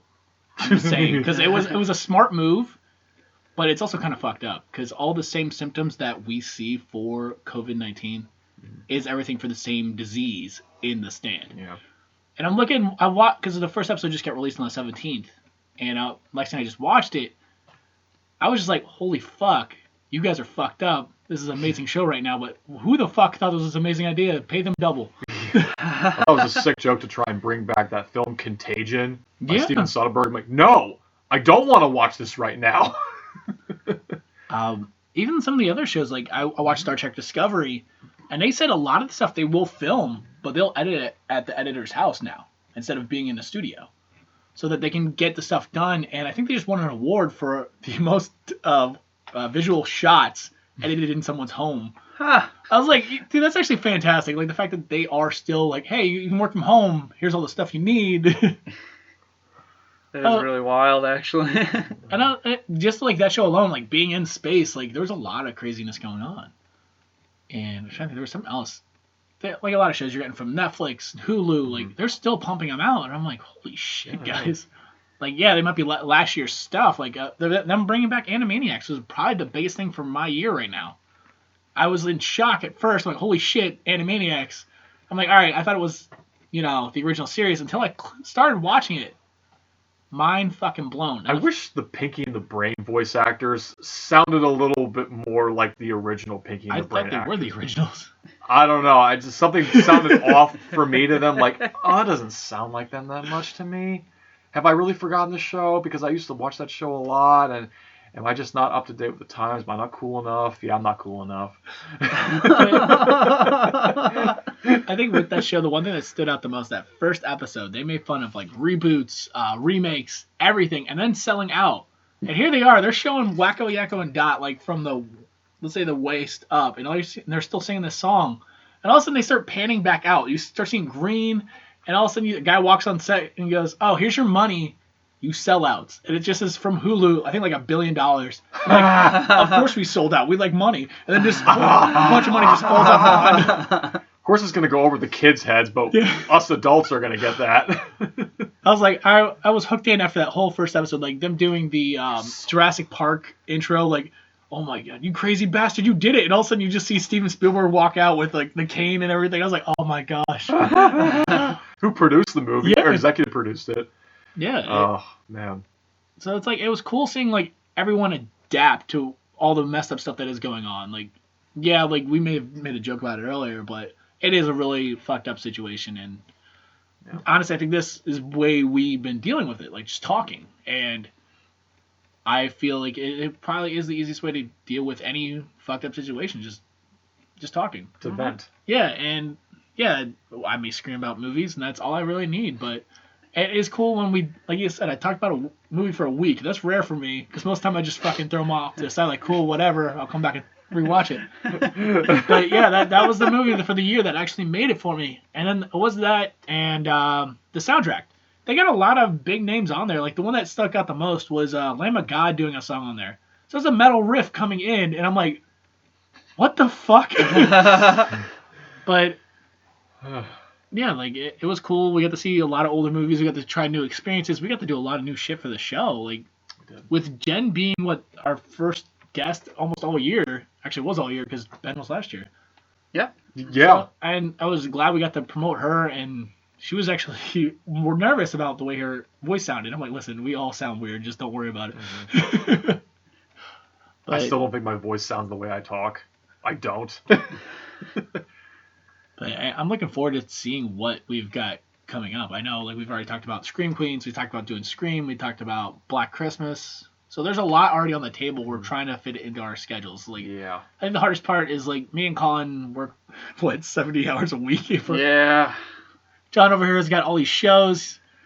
So, and 2 jobs. Yeah. And I rotate shifts, Yeah. But I did binge Cobra Kai in 2 days. I still hate you for that. I can't believe you tried to put me down saying I feel sorry for you for watching that show. I fucking love that show. Are you kidding me? I still hate it. I fucking dig it, man. That's why I binged it, because I can't wait for season 3 in January next year. I want to say for 2020, as far as disappointments go, I was really looking forward to Venom 2 because I'm a huge Venom fan. I actually like Venom over Spider-Man more, and I really enjoyed that first movie. Yeah, it wasn't like a top-notch classic, but I enjoyed the hell out of that first movie, and I looked forward to seeing Woody Harrelson as Carnage. Oh my god, I think what killed it, though, when I said earlier about R ratings for comic book characters, that's what killed it. Because they made it a PG-13 rather than an R. Yeah. Oh, I got you. The whole thing being is that they want to tie it to the Spider-Man verse, and Spider-Man is not rated R. Nobody cares. Yeah. But if you got Carnage in a Venom movie, you got to make You have to make an R-rated Carnage movie. You have to. There's no other way. So, and I think they said they're adding other symbiote characters, which kind of makes me nervous because I'm like, don't take away from Carnage versus Venom. Yeah. Dude, Woody Harrelson now with that wig. Dude, I am so Absurd pumped wig. though, because yet when you see some of the older comics that, I mean, it doesn't look like that wig, but yet I just saw it, and Woody Harrelson's so talented, and I'm thinking, yo, Woody Harrelson and Tom Hardy are gonna fight each other, and they're these two characters. I was like, oh my god, I love this casting. Yes. I was so looking forward to that. It has to be R-rated. If you make it PG-13, you're just gonna be ducking and hiding like a little bitch. I mean, seriously. Plus, I love the way Venom looked in the movie. I thought he looked fantastic, and there were times where it was like, dude, the CGI looked pretty legit. So that really made me happy. Well, Jeff, remember when we went to Best Buy and we saw the 4K TV? Oh my gosh, and yeah. And the Venom trailer came on. Oh my god, it was like the best. Oh, I loved it. I think the best selling point for that TV too. Yeah. It's the one I have now. Like when he like opens the mouth and you see all the teeth in the tongue and like every little drool. Was it the guy when he got him on the street? Yeah. We are Venom. It was awesome. It was Venom in 4K. I was like, oh, it was beautiful. Yeah, it was. Dude, it was fantastic. Also, Halloween Kills. We didn't get Halloween Kills No, this we didn't year. get that one. Or Ghostbusters. Oh yeah, Or I forgot Ghostbusters. about that. I'm not gonna lie, that was one I was looking forward to. Mm-hmm. And I'm like, that was another one that got leapfrogged, Yeah. rebooted, what the hell you want to call it now. I think it's getting done properly Yeah. because I saw Ivan Reitman's son is doing the sequel, and Jason Reitman. Yeah. yeah, that's his name. Thank you. Who was actually in Ghostbusters 2. Who was Yeah. he? He was the kid. He was the little kid who says, you know, my dad says you guys are full of crap. Oh, really? That was That's him. That was him. Yeah, that's awesome. I thought you were going to say he was Oscar. No. No. And he was the kid that thought they were full of crap. And he was saying that he likes, his dad was actually on set with him during Afterlife. So I think that's really cool that they're kind of keeping it on, and I'm looking forward to the cameos with the original guys coming back. I love how they're taking it where I think it's Egon's grandkids that are picking up the torch. Well, if you look at his granddaughter's hair, at one point I'm like, yeah, that's a kind of a dead giveaway. The little kind of curl in the front, and then the glasses, the round ones. I'm like, all right. Finn Wolfhard, I think, yeah. Yeah, as the grandson. So it's like they played it off well. Like they weren't going to be like, all right, we're going to shove this in your fucking face, but we'll subtly put this out here first, and then as like time goes on, they're like leaking out like more about it. I was just happy to see Ecto 1 again, like the Ecto 1. Yeah. That was really cool. Yeah, we didn't get Quiet Place 2, which I was looking forward to. That was supposed to come out in March. John Krasinski returning to direct that one. Conjuring 3, Devil Made Me Do It. We didn't get that. Dune, which I was also looking forward to as well. Didn't get that as well. That's all. It's all next year. I think it's coming to HBO now. And in streaming and in theaters. Honestly, James Bond. I'm a big James Bond fan, and I'm surprised that one didn't get put out yet. That didn't happen either. A ton just didn't happen this year. So 2021 does have some perks for movies, like us personally, and I mean we got the Zack Snyder Justice League cut. Oh my gosh, we're looking forward to that. I mean I'm curious. I'm still reserved. Yeah, I mean I'm not like I gotta see this, but exactly. You know about that, John. You're the pro here. You know me so well. But I mean for 4 hours and them. Like the actors themselves, like Cavill and Godot and Affleck, putting the money forward and giving it to Snyder, saying, "Hey, do it, finish it." That's pretty wild, and that says something for them to be like, "Yo, let's make it right." It shows confidence. Yeah, exactly, and that's what made me go, "Okay, well, if they're that confident in it, then." I'm not gonna lie, I'm probably gonna take the day off work to watch the whole thing.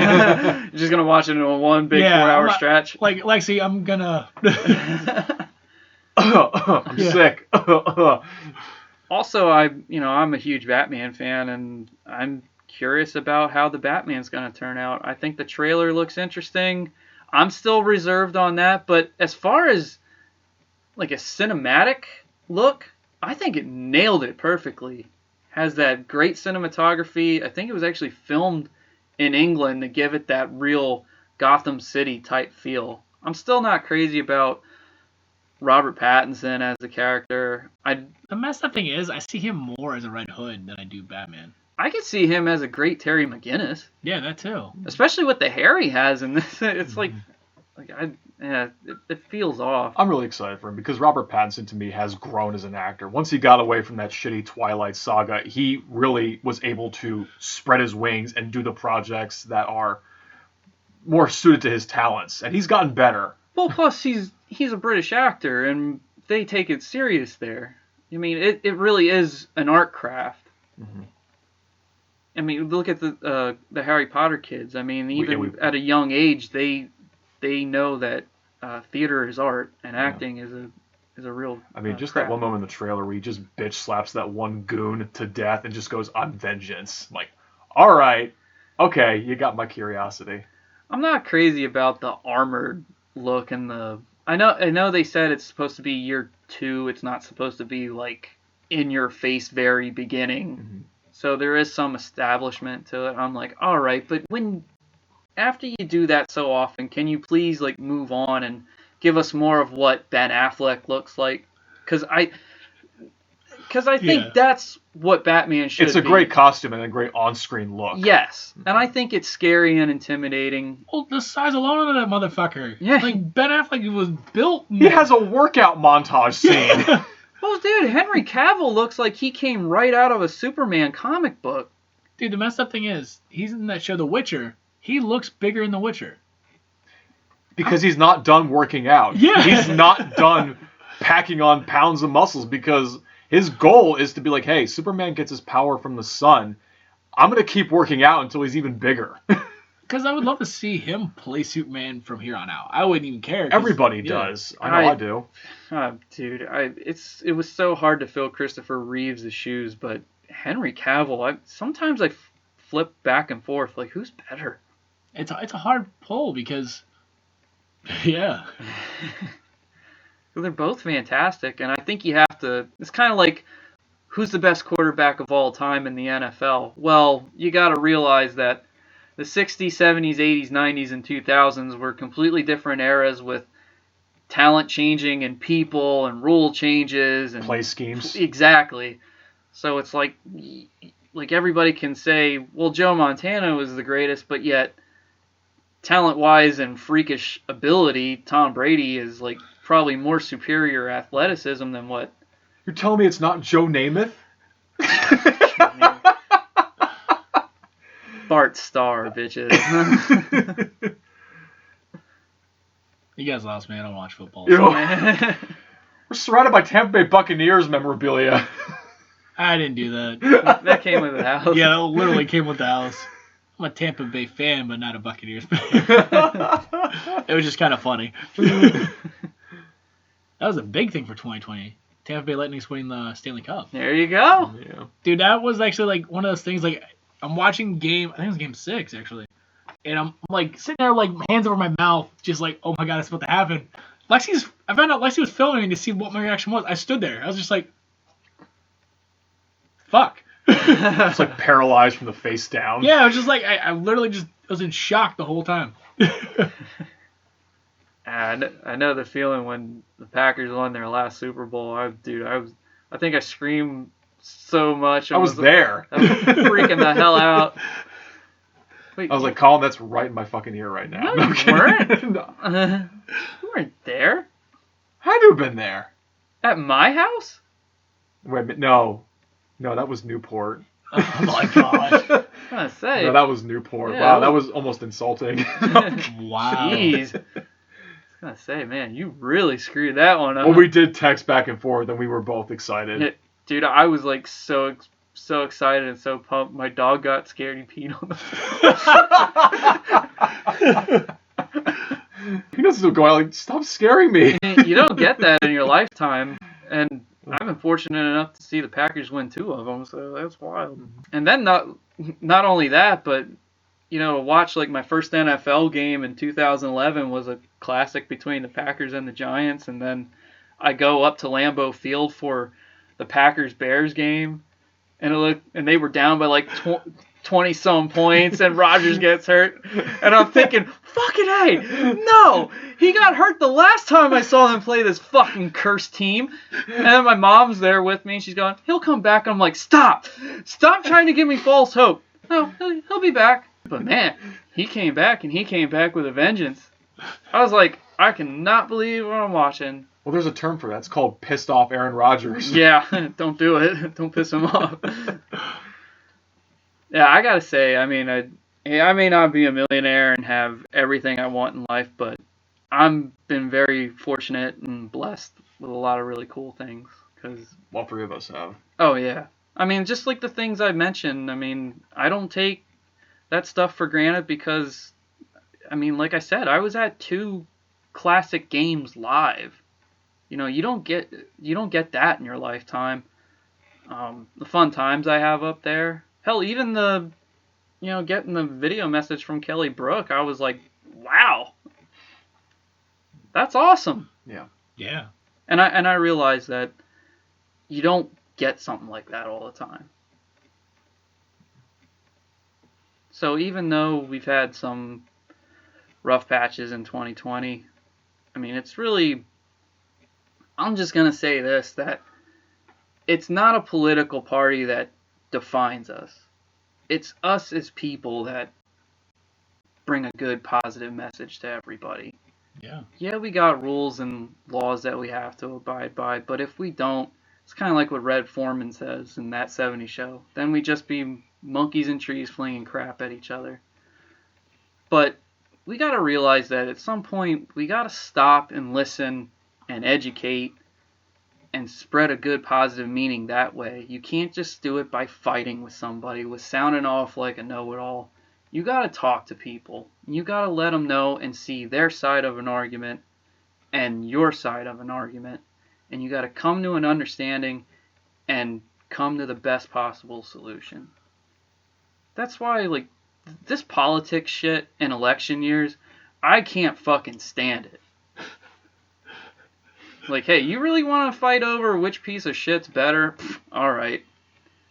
I'd rather hear Jeff talk about what a piece of shit movie pissed him off. Give me that any day. I'd say if you go over the wall right now. If you look over here, I have a dedicated section to the piece of shit films. That was probably the most fucked up thing for the year was that water leak down here.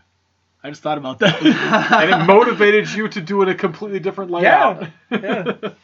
It cleaned up a lot down here. Opened it up. Yeah, dude, we've had a busy year. Like, even thinking about like all the stuff we've done as a group, singularly, and like even all the fun stuff we got to do. Yeah. Dude, we went and saw Chopping Mall, and probably was one of the funnest nights we've had. Oh my god, because I've been thinking I had a about that blast. and just thinking like, man, what other adventures can the three of us have next? Mm-hmm. yeah, and Jen Harding talking about how we could probably get a booth. oh my god, At a can you imagine convention being or at a something? horror movie convention Oh. screaming at people? It's one of our goals. That's one of those goals we mentioned. I did kind of yell at Ari Lehman for you. Yeah, dude, I'm still gonna fight that guy sometime. I made a promise that day. I didn't.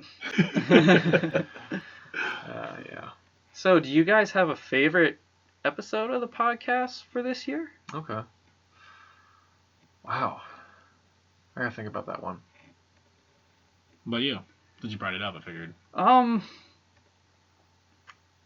kind of go back to Friday the 13th a lot. I really like that one. I think we all had a lot of fun just talking, and I didn't realize it was almost 3 hours, but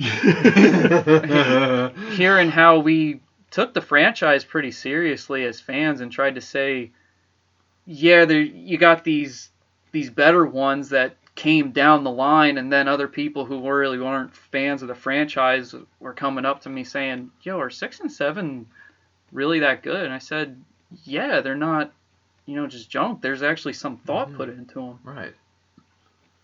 I like hearing that. I like hearing that we are educating people on the show and they're saying, okay, I wouldn't mind giving this a chance. And like hearing oh, is that how they really stopped him? And it's like, yeah. they tied a rock to Jason. And I gotta ask though, like, how many people asked you if I passed out after 5?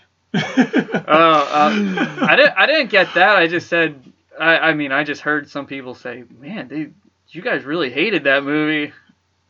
I said, well, You can't know until you've seen it. I said, yeah, I don't like 5, but I hated 9 more. I had someone ask me if I passed out after that because like You sound like you were out of breath by the end. I'm like, probably was. Face turned red. That's it was for one of sure. the best quotes. I fucking hate five. I'll fucking fight somebody. I'll fight somebody right now. I'll fight a 12-year-old. I'm looking at you, John. I see that look on your goddamn face.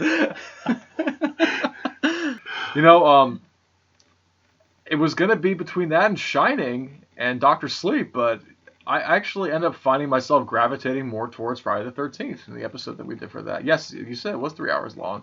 And maybe I'm not the most enthusiastic, diehard fan of that franchise. I prefer Halloween more often, but I find myself going back to that episode and watching it and listening to it more often than the other ones. Because I didn't want to get to the part where you bitched about part 5. Because I knew it was coming. I just wanted to know when it was coming. Yeah. You know, one of the things I will say that I do get from that episode is, like, when they hear Jeff go, oh, when I said something about triskaidekaphobia, and Jeff says, I'm just surprised to hear that it came out of your mouth. I get everybody who says to me, they're like, my jaw dropped because, you know, it's not like you're an idiot, so, and he was treating you like you were a dumbass. And then you just follow it with, hey, fuck you, man. Actually, it probably would be the Friday the 13th. Because, like I already mentioned earlier, the one that I think that changed us the most. And then about literally the way we do everything, so. Mm-hmm. But, yeah, I enjoyed just talking about Friday the 13th. That's pretty much what it is. Obvious reasons. There's, I can look around this room and probably see at least 3 Friday the 13th things. At least 3. You get to look at it every day. You have 2 Jason tattoos. Yeah. Yeah. No matter where you go, he's going to be there. Come on, the Portrait of the Year was probably the best thing we did. Portrait of the Year. It's just a picture of Jeff wearing the mask, choking the shit out of Colin and choking me with his other hand. He's killing 2 people at the same time. With the Nightmare on Elm Street poster prominent in the background. Exactly. That is us in a... Yep, that is us to a T. Yeah. You can find those pictures on our Facebook and Instagram, by the way. Mm-hmm. Yeah, those are actually done down here. You get to see part of the wall. Yep. So you can see the Nightmare on Elm Street. You can see the John Carpenter. I'm trying to think what else is up on there. I'm actually looking at it so you can hear my voice just like fluctuating. That is the Loomis room. Yeah, that was before we found out about the water leak. Yeah. But yeah, I think Friday the 13th is the one that will stick out. Because A, being the 40th, and B, it is 3 hours long, and C, it is my favorite horror franchise. So I'm always going to go to that one. And it showed, like you said, like we took this, me and you more than him, because he already admitted he likes Halloween. Cause I do, I'm not going to lie. And that's fine. That's just what makes us rounded. Yeah. And we got to actually talk it on a, I guess, logical level, showing like everything, because we spent almost an hour on just the first movie. Mm-hmm. Oh yeah, the first movie's classic and iconic. Even the artwork was actually fun to do, because like we were doing it the same day we did the photo shoot. Just happened to like notice something out of saw an image and you're like, hey, that's it right there. Yeah. But yeah, there's really not too much. I think we pretty much covered. I did enjoy doing the Home Alone. Having Jenna was fun. I'm trying to think. Like we did a lot this year. Like I think this year, obviously, we were doing like almost one every week. Yeah, roughly like 3. We'll say almost 3 a month. Yeah. And it was, it's a lot to do, but it was just fun. Yeah, I enjoyed doing it. Mm-hmm. I really do. I'm having a blast doing this. I've said that many a times before. It's a hell of a lot easier to edit now with the help of the microphones.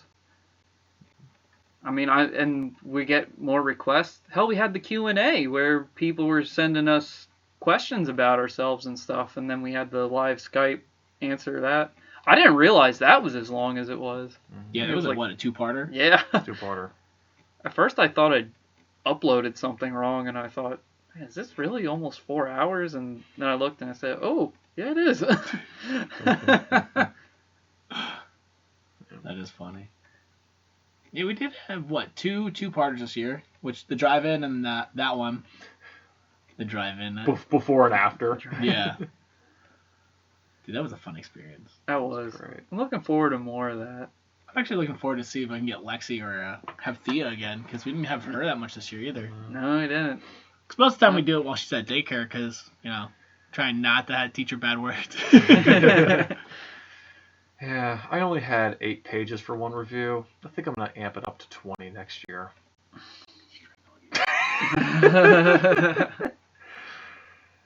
Because, Jeff, I got 30 reams of paper.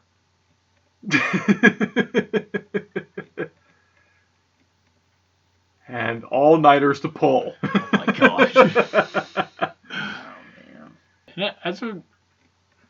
End of the year has been decent for us. Like, yeah, we had some bumps. We've had a lot of craziness, like, worldwide. But, yeah, this has been a decent year. Mm-hmm.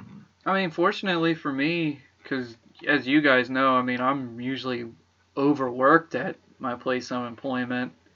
And in some ways, COVID kind of helped me because it cut back on overtime and gave me some weekends off, and I was able to compose myself.